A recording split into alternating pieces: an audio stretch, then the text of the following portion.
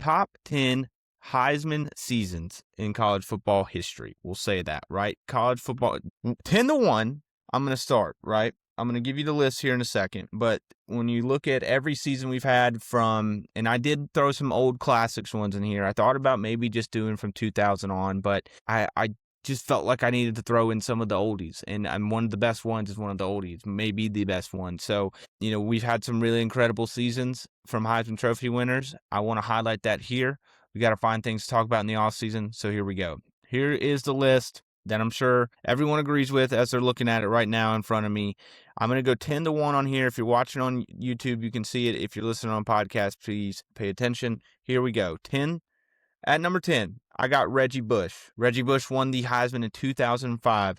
His total yardage, 1,658 rushing yards, 15 rushing touchdowns, was really good at the backfield, added another couple hundred, another couple touchdowns on top of that, was really good at special teams, was just a do-it-all player for a team that won 34 straight college football games. That's right. He was on a USC team that won back-to-back national championships, won 34 straight college football games, and he was pretty much the best player on that team. And they had guys like Matt Leinart. And so that's a lot of people, when you think about what happened to Reggie Bush and how they took the Heisman away from him. I'm not taking the Heisman away from him. It's crazy to think that I think they gave it back to him now after what happened with all the NIL stuff. But basically, he was doing a lot of NIL before NIL, and they took the Heisman away from him for that. I won't take it away from him. Reggie Bush was one of the elite playmakers back in the 2000s.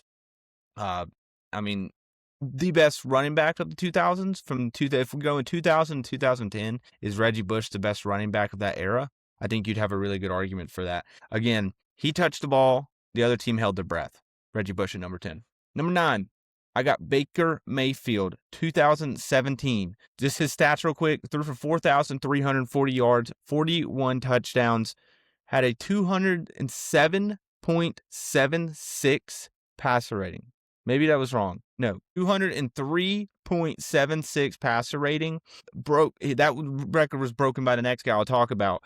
But he had the top offense in college football. The only thing that keeps Baker Mayfield, and if you're watching on YouTube, you can already see who's next. But if you keeping Baker Mayfield towards the back of the list for one of the really incredible college football quarterback seasons, I got to take into account the defenses he was playing. And, I know when he played Georgia in that Rose Bowl, he did everything he could, but he couldn't finish the job. And he also, he didn't really have the character trait that a lot of these Heisman Trophy winners have. But he's electric as a player, and he didn't just put up numbers, he broke games. He had crazy games even before he was at Oklahoma. He had those crazy games at Texas Tech. He is part of that game against Texas Tech with Patrick Mahomes, where they threw up 1,000 yards each. So I got Baker Mayfield 2017 at number 9.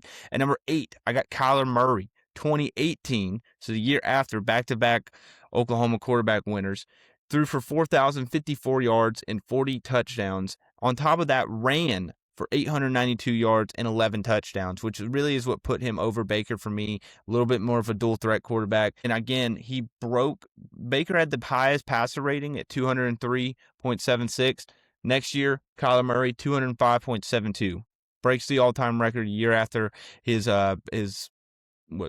predecessor? I'm not good with the vocabulary. But beats Baker Mayfield's passer rating record. Again, played in the Big 12, and then when he got to the playoffs, didn't do so well against Alabama. So both these guys are number 1 picks, really elite at the quarterback position. Lincoln Riley was pretty much got a job to USC because of those guys. And Kyler Murray was a video game on every single play. And if they had college football 2018, if they had the video game back then, everyone would be using Kyler Murray. All right, number 7, I got Herschel Walker. Herschel Walker won in 1982. Crazy enough, his best season in college football was probably the year before that. He ran for 1,800 yards in 1981. He ran for like 1,600 yards in 1980. And in 1982, he ran for 1,752 yards, totaled 15 touchdowns, undefeated season, got his team to the national championship. Again, came in 3rd in the Heisman as a freshman, came in 2nd in the Heisman as a sophomore, and had a 33 overall record. he wasn't just better than everyone else on the field. He was the strongest dude on the field, probably stronger than most offensive and defensive linemen, anyone on the field. If you haven't watched the Herschel Walker SEC story or storied, check it out. Guy was an absolute dog, and he was. I think when they did the college football 150 years, which I think was in 2019, they did like a 150 list. They had him ranked as second best college football player of all time. So he was different in that era. Number 6, I got Johnny Manziel, 2012 winner. His stats are crazy in just the whole season in general. 3,419 yards to go with 24 passing touchdowns, and then ran for 1,181 yards and 19 touchdowns. That's insane. That pause for a second. That's insane. He changed the trajectory of the Texas A&M football program. I mean, they literally built Kyle Field basically after what he did and all the money he brought in. It was incredible what he did. You have to acknowledge it. Johnny Manziel changed Texas A&M football forever. Now, he didn't probably have the good character traits like I mentioned for Baker Mayfield or maybe for some other Heisman winners in the past, but he was elite on the football field, no doubt about it. Okay, and then you couldn't game plan for Johnny Manziel. He was a lot. You could not game plan for Johnny Manziel. He made a play whenever he needed to. Number 5, I got Tim Tebow in 2007, first sophomore to ever win the award. So before then, it had only been juniors and seniors to ever win the Heisman Trophy. He broke the mold, won it as a sophomore, had 3,132 passing yards and 29 touchdowns, plus 828 rushing yards and 22 rushing touchdowns, which is an SEC season record. And I'm pretty sure he has the most rushing touchdowns in a career for an SEC player as well. And he's a quarterback. 51 total touchdowns in that season. Didn't win a natty that year, but did end up winning it the year before when he was not the starter, but played a lot, and then won it the year after in 2008. And he was pretty much he was at the Heisman in 2008, could have won back to back. But he did not. So Tim Tebow basically redefined what a dual threat quarterback was in college football. And it was incredible to watch if you were growing up on it like I was. And number 4, I got Marcus Allen, 1981, USC running back, first player to ever run for over 2,000 yards. I'll say that again. Marcus Allen was the first player to ever run for over 2,000 yards in college football history. He ran for 200 yards 8 out of the 11 games he played, ran for a total of 2,342 yards, and had 33 touchdowns. Only player to ever win a national championship, Heisman Trophy, Super Bowl MVP, and an NFL MVP. He was getting the ball, and you just had to hope you could stop him. That was basically it. I mean, Marcus Allen was what every running back looked up to after that. And it's crazy. You look at all these rushing stats after, like he doesn't have the most rushing yards now ever, right? Like even Ashton Jeanty broke it a little bit ago. But he was, at that time, that was unheard of. At number 3, I got Cam Newton, 2010. Passed for 2,589 yards and 28 touchdowns. Rushed for another 1,409 yards and 20 touchdowns. 48 total touchdowns, over 4,000 total yards. Undefeated team. The team was on his back. I mean, I don't know if he needed surgery or it didn't really hurt him in the NFL, but his back had to have been cramping for how much he was carrying that team in 2010. Auburn won every single game because of Cam Newton. If you take Cam Newton off of that team in 2010, Auburn may not even make a bowl game. I'm being serious. And I think if you watched football that year, you know what I'm talking about.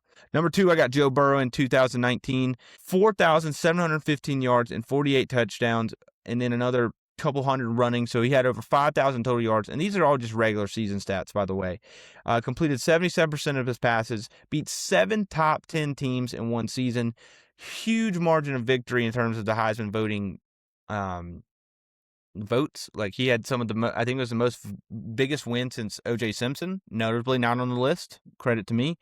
But he won the Natty. He dominated against the best teams in the country week in, week out, and it shows he's still really, really good. And number 1, best Heisman season of all time, I got Barry Sanders. I forgot to write down which season this was. Oh, man, this is bad by me. Bad by me. What season did Barry Sanders win the Heisman? Oh, man, I can't win the Heisman. Forgot I had them all written down except for that one. Barry Sanders, number 1, won the Heisman in 1988. ran for 2,628 yards in just 11 games. Unheard of. Ran for a couple hundred more in his bowl game, averaged 238 yards a game, 37 rushing touchdowns, 300-yard games. Without a doubt, one of the best football players ever, not in college and in the NFL. We know what he did for the Detroit Lions. He had historic games each and every week. You have to give him credit for that. And at that time, especially, I believe it still is the most yards ever ran for in college football history. Let's fact check that while we're at it. College football, I should have had these things ready to go. College football rushing record season. Yeah, still number one. Ashton Jeanty got very close. Very close. I think it's 27 yards off. So crazy. Those are my top 10 Heisman seasons of all time. Let me know what you guys think.